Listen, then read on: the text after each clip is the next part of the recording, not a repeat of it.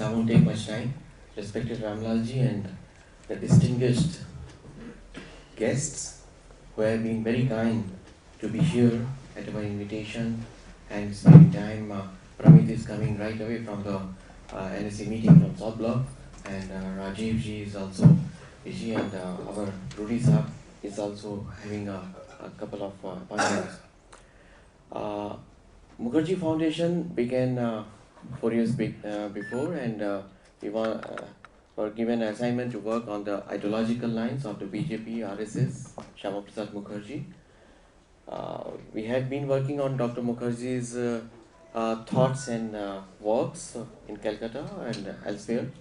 We have been publishing his literature, his speeches, and trying to propagate his ideological line amongst the youth. Basically, security issues and ideological issues. China is one of the major concerns, and we had convened more than, I think, 5 conclaves and conferences on China-centric on different aspects. This very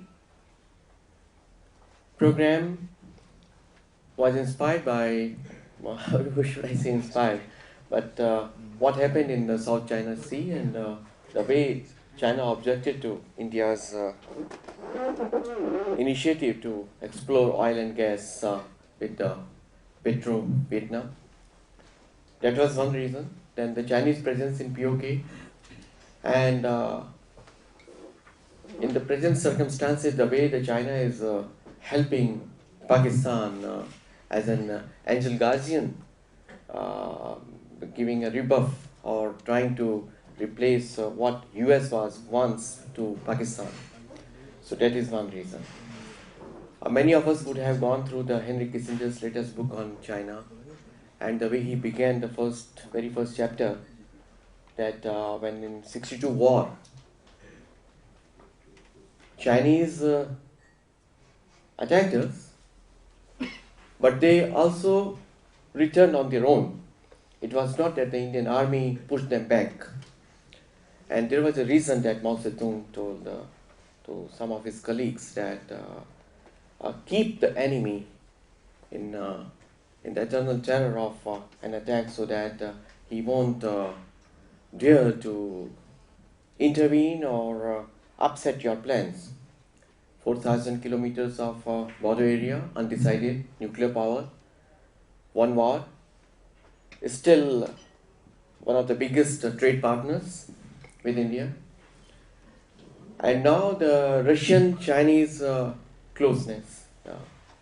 Prime Minister Putin was given a presidential welcome in Beijing last week. More than $3.5 billion worth of agreements, 16 agreements. Militarily, a great help from Russia, all the equipment, dependence, although it's getting reduced now.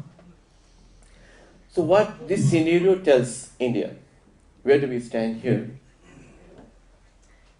Chinese incursions in Ladakh and Arunachal Pradesh, more than 142 incursions in Ladakh, in Uttarakhand region also. So there has to be a clear China policy. But do we have a China policy?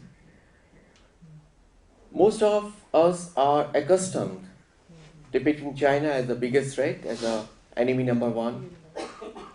And whenever there is a writing, it is the call of the patriotism to say that, well, China is number one enemy. But I think that threat is not from China. Threat is really from those who are sitting in Delhi, ruling, and with lethargic or not very well aware of Chinese plans in the next 10 years or 20 years. Where would we be vis-a-vis China in next decade? Are we prepared or are we not? So these are some of the issues which we have to address today, especially the East Asian region, which is now strategically more important to us than the West. It's a sunrise area, and the West is really a sunset area for various reasons. So we got to engage China. It's not always that we talk about China in the Hakikat syndrome. but as well as Ronald Reagan's famous lines, trust but verify.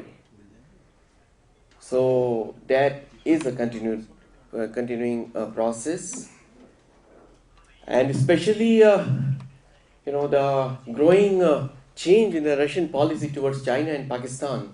The closeness between Russia and Pakistan is one strange development, militarily also. So the 1971 treaty with Soviet Union may have to be reviewed or relooked at. BRICS is there. Where do we go? Do we have really some plans about India, Russia, China cooperation, strategic cooperation? It can be worked out. It can be worked out. So, floor is open now, and I will. These are some of the issues that prompted us to hold this discussion. Thank you very much.